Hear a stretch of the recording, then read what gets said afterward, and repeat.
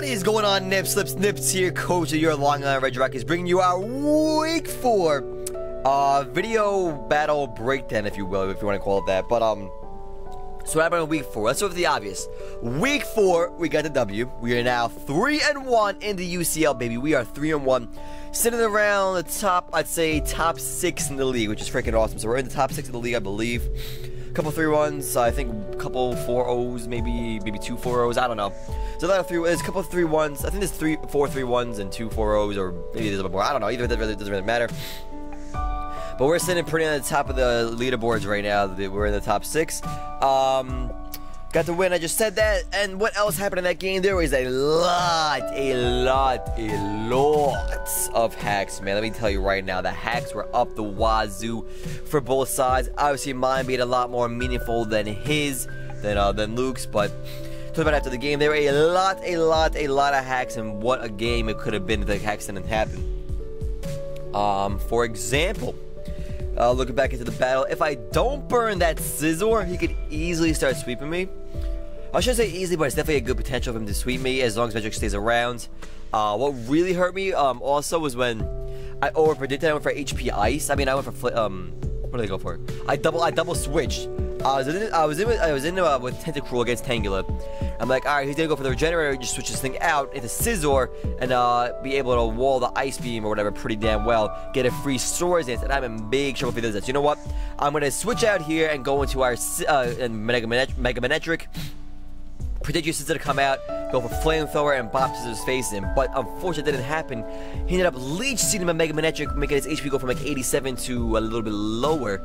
And now I could have been bad, because I could have died to a crit Bullet Punch. I could have died to Bullet Punch possibly at +2, even after the Intimidate. So you never know, man. We never know what could happen. That says it was a huge threat to the very end of the game. But for the most part, I think he controlled the game very well. My predictions were like about probably 80% on point for the most part. Luke's core, that little Flash Fire, Volt Absorb shenanigans coming in hot. That was rough to get around, I'm not gonna lie. That was rough to get around. I was really surprised how much Hidden Power Ice from Manetric did to the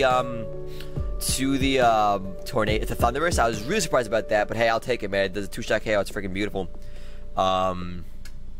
Any things, I got my rocks, I prioritized my rocks, get those up. Him on top came in, spun them away, but he really couldn't do much. I think another big thing was a crit on. I didn't ask what his EVs or IVs were on the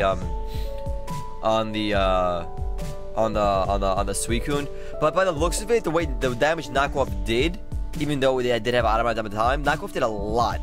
So I want to say there's either a mixed Suicune, maybe it was physical defensive, knockoff which is a lot. I don't know, but I feel like he wasn't fully defensive with that one. So I don't know if the Aerialist crit mattered, because Aerialist did about 17 to 21%, and he was about with the damage calc, said, but he was probably a little bit higher than that, maybe a 7 higher, right in that range of the 20% being the high, and 20% being the high of my damage, 20% being low of his HP.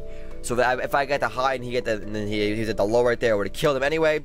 But I don't know where his investment was. Either way, crit Suicune was huge. I mean, I could have taken it down later in the game, but I don't want to do that later in the game, man. I want to get that thing out of the way ASAP.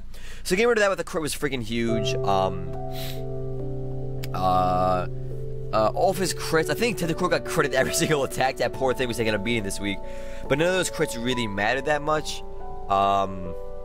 Oh, and the crit on Mammoth, that actually could have mattered. That actually could have really mattered if I used that +2, and or if he had to switch this up, or if he wasn't burned. Oh, excuse me. But he would have been dumb. I think Mammoth would have been down and out there if he wasn't burned. But of course I got the burn, so I can't even complain at all.